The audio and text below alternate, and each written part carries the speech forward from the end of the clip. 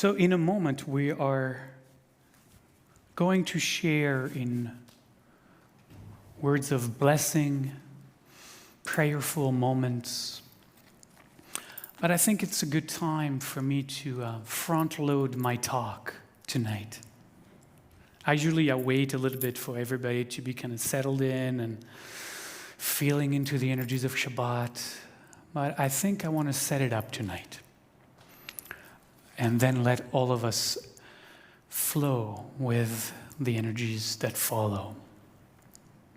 And I'm going to talk about those blessings and those prayers and introduce them both in the context of their content, but also their purpose. Because we have a problem.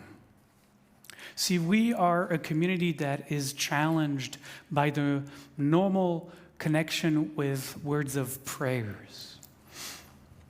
We are challenged with this old version of God, as we have, all of us, whether we liked it or not, have been fed from the society around us, from the schools we grew up in, from the people who were influential, really by society writ large, that God is this elderly man figure sitting on the heavenly clouds. Oy.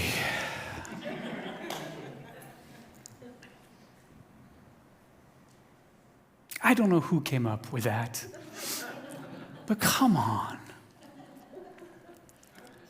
I mean, Santa Claus, okay. I can live with a bearded guy in his weird costume, drinking milk and cookies, whatever. It's fun. We can play with it. It's not ours, but we can play with it. Oh, but God, what a disservice to have really shrunk God to this cartoon figure. The word itself has become an obstacle for us to move beyond what those three letters can never encompass. It's as if the word universe would help us fathom what the universe is. You know what I mean? It's like those words are too small for what they're trying to describe, for what they are pointing to. And so a long time ago,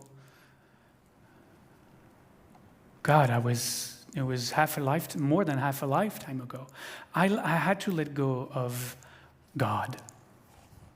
And I really am probably one of the few rabbis who doesn't believe in God. At least not the one that we were all raised to believe in. One of my favorite teachers says the God you don't believe in doesn't exist. So just relax. Nobody is going to thunderbolt you out of existence because you eat shrimp tonight. It doesn't work like that. I don't eat shrimp, but it's not because of that. No, I'm serious. I don't do that because it is part of being a member of this tribe. And it's just what we do or what we don't do. It's a path of connection. It connects me to the other members of my tribe.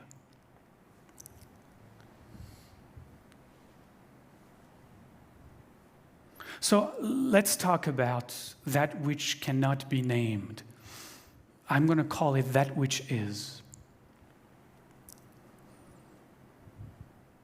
Because that which is can never be a thought, can never be a noun. One of my favorite books that actually members of our community are reading right now, it's an old book. It's called God is a Verb. Why? Because as soon as you put God as a noun, you otherize it. You make it as an object. You make that as something. Something maybe to be found maybe sometime, something to be rejected, but something. So God is a verb is a better way of understanding, because now we cannot call it God, we can at best call it God-ing.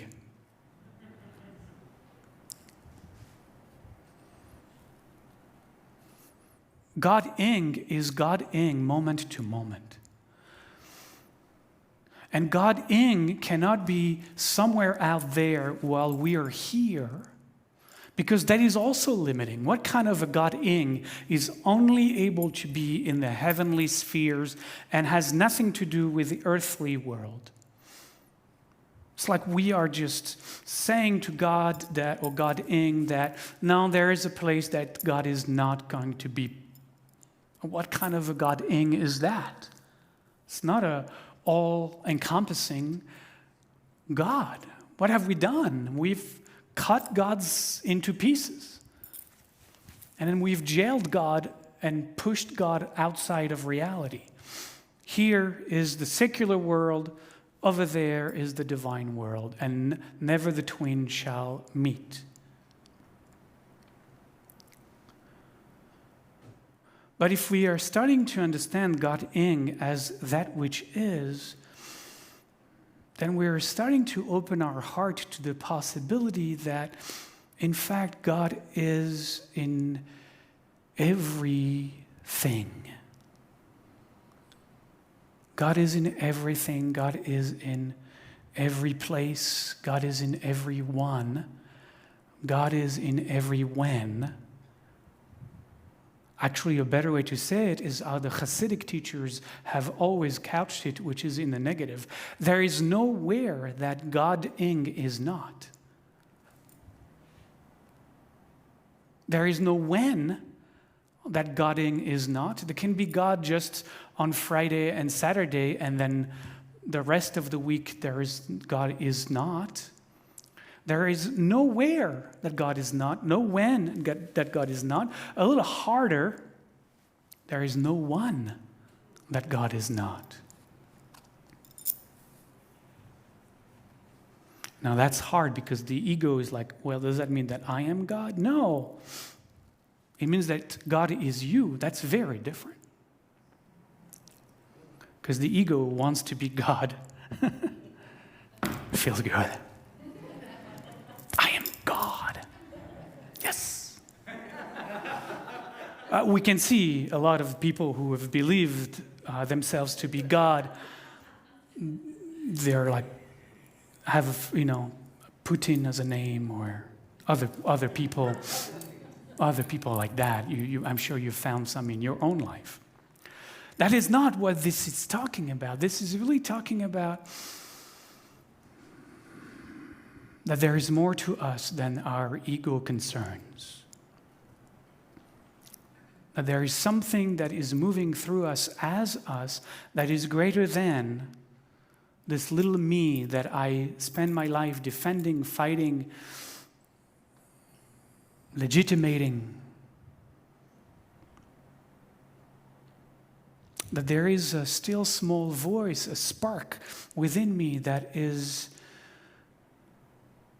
radiating the wholeness, the sacredness, the holiness that is God infused through and through.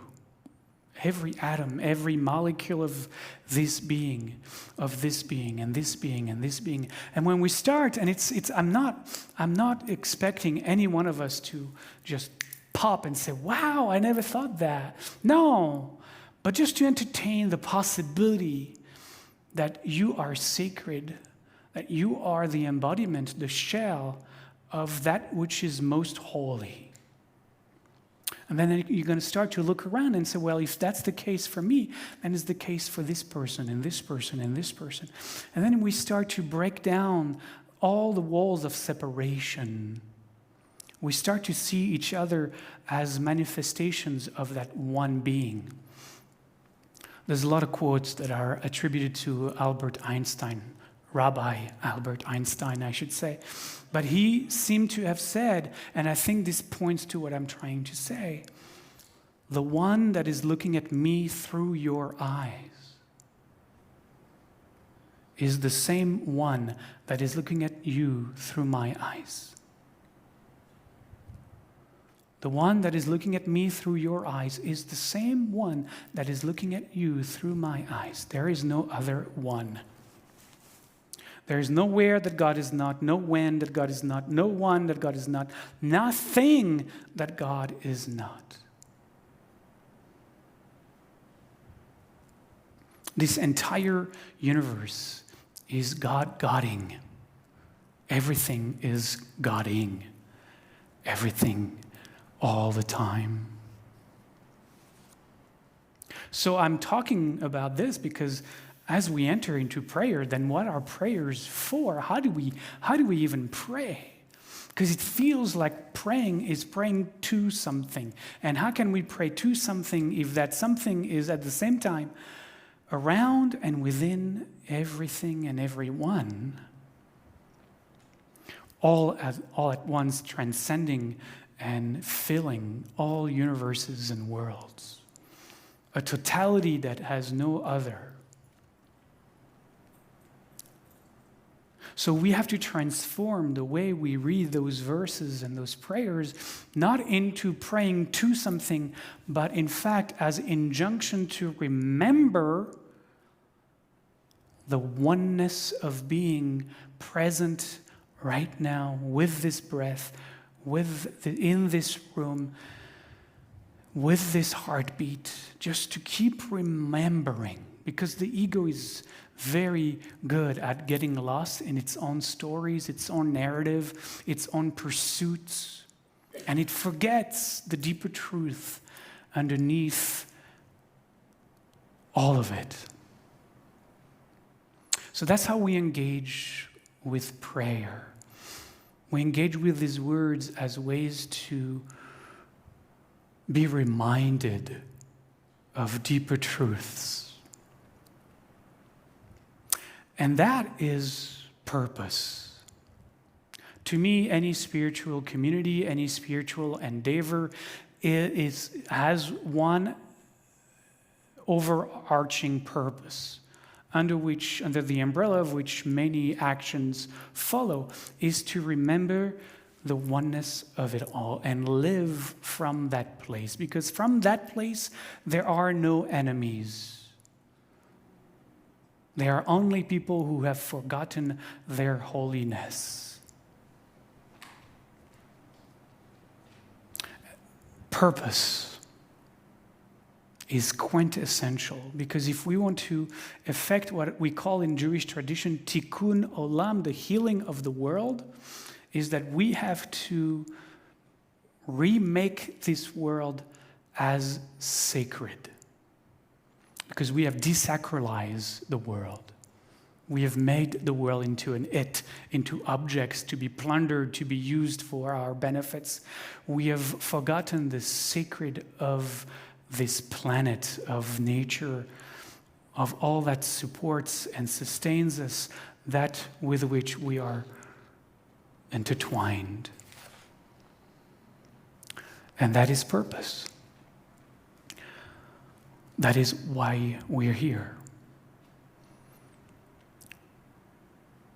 To break down the barriers of separation.